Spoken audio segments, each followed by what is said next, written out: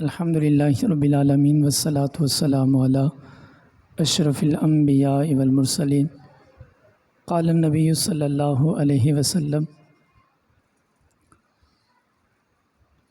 ما اطیبکی من بلد و احبکی الیہ صدق النبی صلی اللہ علیہ وسلم۔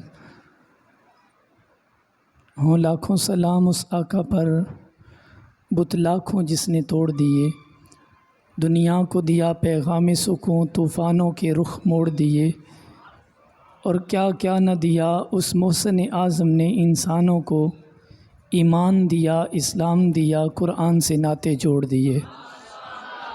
ایک مرتبہ محبت سے درود پاک پڑھ لیجیے۔ الصلاۃ والسلام علیک یا رسول اللہ، الصلاۃ والسلام علیک یا حبیب اللہ، وعلی آلک و اصحابک یا سیدی یا محمد الرسول اللہ۔ عزیز طلبہ، نہایت ہی خوشی محسوس ہو رہی ہے کہ طلباء نے بہت ہی خوبصورت انداز میں اپنے خیالات کا اظہار فرمایا۔ میں اللہ کی بارگاہ میں التجا کرتا ہوں اللہ اس ادارے کو مزید برکات نصیب فرمائے اور آپ کے علم میں عمل میں جوش خطابت میں اللہ مزید برکتیں عطا فرمائے۔ میں نے ایک حدیث پاک کے لفظ آپ کے سامنے پڑھے ہیں، دو تین باتیں عرض کر کے میں اپنی گفتگو کو سمیٹ لوں گا۔ چونکہ یہ یوم آزادی کا پروگرام ہے تو ماہ محرم الحرام کی بھی مناسبت ہے۔ ایک وہ قربانی تھی جو کہ میرے امام علی مقام امام حسین رضی اللہ تعالیٰ عنہ نے اسلام کی بقا کے لیے دی۔ 72 نفوس قربان کیے، اون محمد قربان کیے، معصوم علی اکبر قربان کیے، معصوم علی اصغر قربان کیے۔ یہ اتنی بڑی قربانی کا مقصد کیا تھا؟ کیا یہ مقصد تھا کہ ہم جو ہے وہ ہاتھوں میں کڑے پہن لیں، چند دنوں کے لیے اپنے جوتے بھی اتار دیں، ایک مخصوص رنگ کا لباس پہن لیں، واہ ویلا کر لیں، چیخ و پکار کر لیں، اپنا گریبان چاک کر لیں اور چند دن کی مجالس اٹینڈ کر کے ہم سمجھیں کہ ہم نے جو ہے وہ کربلا کی اس اتنی عظیم قربانی کا حق ادا کر دیا ہے؟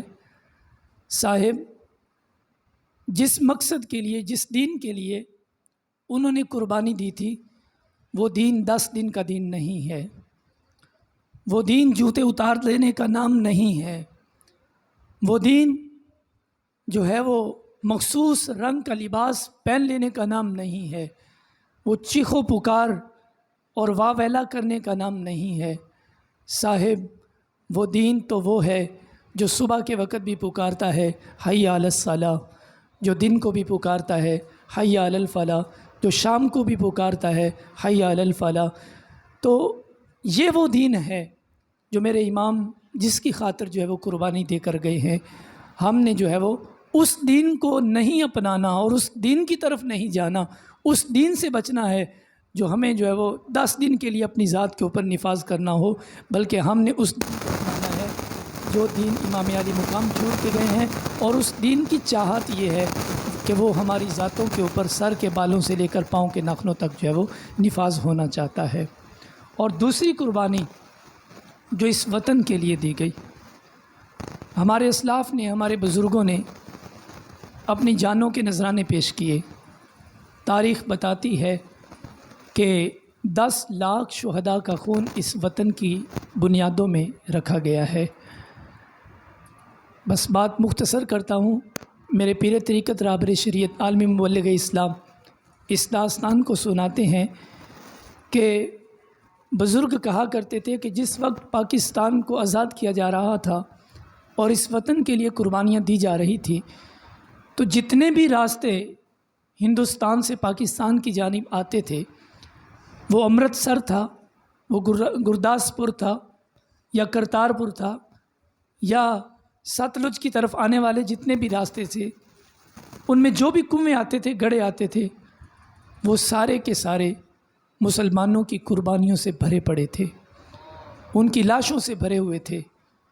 یہاں تک صاحب و بات ختم نہیں ہوئی، بلکہ دریائے ستلج کا پانی ان ہمارے بزرگوں کی قربانی سے سرخ رنگ اختیار کر چکا تھا۔ ایک خاتون جو ہے وہ کچھ لوگوں کے ساتھ، ایک قافلے کے ساتھ آ رہی ہوتی ہے، اس کی گود میں معصوم بچہ ہوتا ہے، اور آگے ستلج آ جاتا ہے، اور پیچھے جو ہے وہ سکھوں کا قافلہ ہوتا ہے۔ صاحبوں، جب وہ دیکھتے ہیں کہ آگے ستلج ہے، کراس کرنے کے لیے پریشانی کا سامنا کرنا پڑے گا، اور اگر یہاں پر ٹھہرتے ہیں تو پیچھے سکھوں کا قافلہ ہے، وہ ہمیں چھوڑے گا نہیں۔ ایک کمان کے کھیت میں وہ چھپ جاتے ہیں۔ اللہ اکبر، سارے پریشان ہوتے ہیں، اور وہ ماں جس کی گود میں معصوم بچہ ہوتا ہے، وہ بچہ کمان کی حبس اور حدت کی وجہ سے جب روتا ہے تو ماں ڈر جاتی ہے کہ اس بچے کی وجہ سے جو ہے وہ کہیں ایسا نہ ہو کہ ہمارے سارے قافلے کو ختم کر کے رکھ دیا جائے۔ اگر یہ بچہ روئے گا تو اس کے رونے کی آواز سکھوں تک پہنچے گی اور وہ ہمارے اوپر حملہ آور ہو جائیں گے۔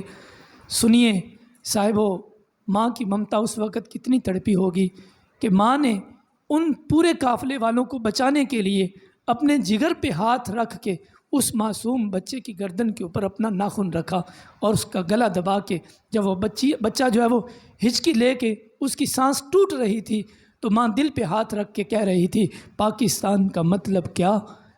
لا الہ الا اللہ۔ یہ وہ جذبے تھے، یہ وہ قربانیاں تھیں جو ہمارے اسلاف نے دی تھی، اور یہ قربانیاں اس لیے نہیں دی تھی کہ اس وطن کے اندر جو ہے وہ لا قانونیت ہو، اس وطن کے اندر بد نظمی ہو، اس وطن کے اندر جو ہے وہ نظم و ضبط جو ہے وہ بکھر جائے، اور اس وطن کے اندر جو ہے وہ فحاشی عریانی عروج پکڑ لے، انصاف کا قتل عام ہو جائے۔ صاحبو، علامہ اقبال نے اس منظر کا نقشہ کھینچتے ہوئے کیا خوب کہا تھا کہ حقیقت خرافات میں کھو گئی، یہ امت رسومات میں کھو گئی۔ اس وطن کو حاصل کرنے کا مقصد یہ نہیں تھا کہ ہم جو ہے وہ اپنے موٹر سائیکل کے سلنسر نکال لیں اور اپنے ہاتھوں میں باجے پکڑ لیں، ڈانس اور رقص و سرور کی محافل سجا کر کے ہم جو ہے وہ اس وطن کی آزادی کا حق ادا کر دیں گے۔ نہیں صاحبو، یہ وطن اس لیے حاصل کیا گیا تھا کہ یہاں محمد عربی کی شریعت کے سویرے جو ہے وہ طلوع ہوں گے، اور اللہ کی بارگاہ میں دعا گو ہوں، اللہ اس وطن کے اندر نظام مصطفیٰ کا سویرا طلوع فرمائے۔